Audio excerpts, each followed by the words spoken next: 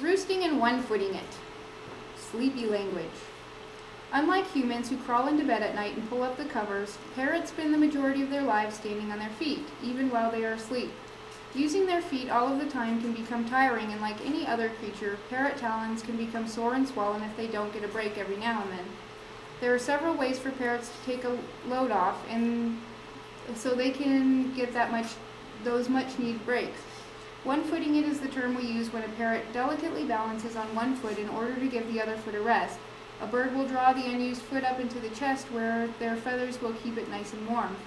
Once they become tired again, the bird will switch feet to give the still hard-working foot a rest. A parrot who is resting his feet may also appear squinty-eyed, fluffed up, with head nestled in as close to the shoulders as possible. Sometimes they turn and tuck their beak into the back or shoulder area. This body language suggests that a parrot is quickly approaching nap time and may not appreciate being bothered. Roosting is a common behavior among many birds, and parrots are no exception.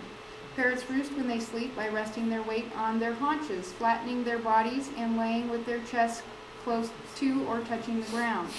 Parrots will typically only roost when they have an adequate surface to lean on and when they feel very secure. Because parrots feel more secure up high, it is not typical for a parrot to roost on the floor of a cage unless they are nesting with or without eggs, or if they are ill. This is a picture of little Sweet Pea, and he's just about to go to sleep. You'll notice that he only has one foot exposed. Hey, Anna, I have a question. Yeah. It's a question that nobody ever has an answer for. Why do they take a bath when you run the vacuum cleaner or the blender? You know, I do have an answer for that. I believe that The bird talkers still looking.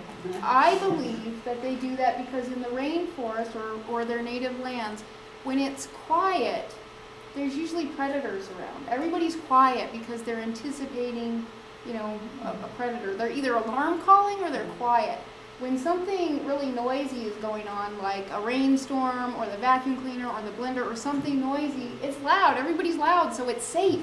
And that's the best time to take a bath because they don't have to watch out for predators. I figured it out. It's my theory. Yeah. Actually, I've heard other people say that too, so it's a multiple theory. Canaries will also sing if you run the vacuum. What's that? See, canaries will sing? Sing a little heart attack. Yeah, my macaw, my blue and gold macaw will either sing rap or she'll hum or do some kind of crazy, yeah. So. All right, these are all sleepy birds. Bare-eyed cockatoo that's roosting up there in the corner. Below him, that's another view of Sweet Pea. You can see her little foot sucked up there. There's a little hole in the bottom where her foot went. In the middle there, that's umbrella cockatoo Goofy, and she is fluffed up and ready to go to sleep. Next to her is Eclectus flicka, and flicka loves to roost on her metal platform. Some birds they won't roost unless they have a flat surface, and they like to sleep up high, so these platforms are great for parrots who like to roost. She's blind, so it's extra great for her because she has a nice secure place where she doesn't feel like she's going to fall, especially when she's sleeping. Below that is yellow-naped Amazon. I tried to get a picture of him with his beak tucked into his feathers, but he was curious enough about the camera to kind of perk up a little bit, but he had his beak tucked into his back. Above him is a double yellow-headed Amazon. She's roosting there in the corner on her perch and fast asleep. Wow. And down in the bottom, those are several macaws cuddling together and squinty-eyed and getting ready for a nap.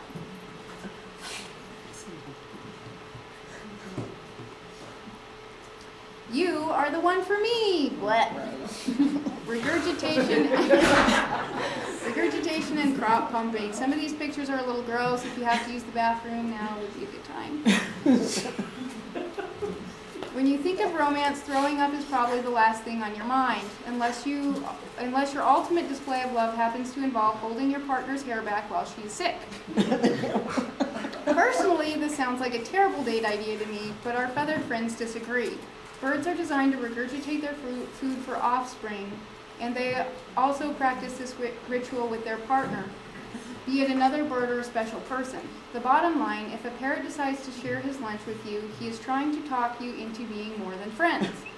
Parrots feed their mates in order to show them that they are capable of raising young, and every parrot, regardless of sex, wants to be viewed as a good provider.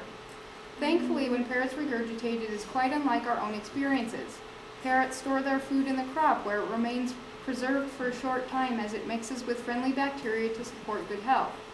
A regurgitating parrot hunches while making a repetitive head-jerking motion to pump food from his crop. He may or may not latch onto his partner before the food has arrived. Once food has been pumped from the crop, he will push it to the front of the mouth using the tongue. The beak remains agape until food is successfully passed to mate or offspring. Some birds will readily regurgitate for a favored companion, but not all of them actually deliver any food. Some individuals will pump the crop without the goal of regurgitating at all. These birds are attempting to self-soothe in a nervous situation by emulating a hand-feeding situation where they are being fed, and will stretch the neck out and tilt the head back while making an upward jerking motion. Regurgitating. The macaw in the upper left-hand corner again is Peggy Sue. She's a very good tool. She's very cooperative. Hunched and pumping her crop to produce a meal for me. She offers me food only about 50% of the time when regurgitating, and is not attached to whether or not I accept. Below her, which is really good. Below her, that's blue and gold macaw Jessie. Jessie has a strict feeding ritual. She will hold my hand and her foot, rub her face on my hand, and then regurgitate for me.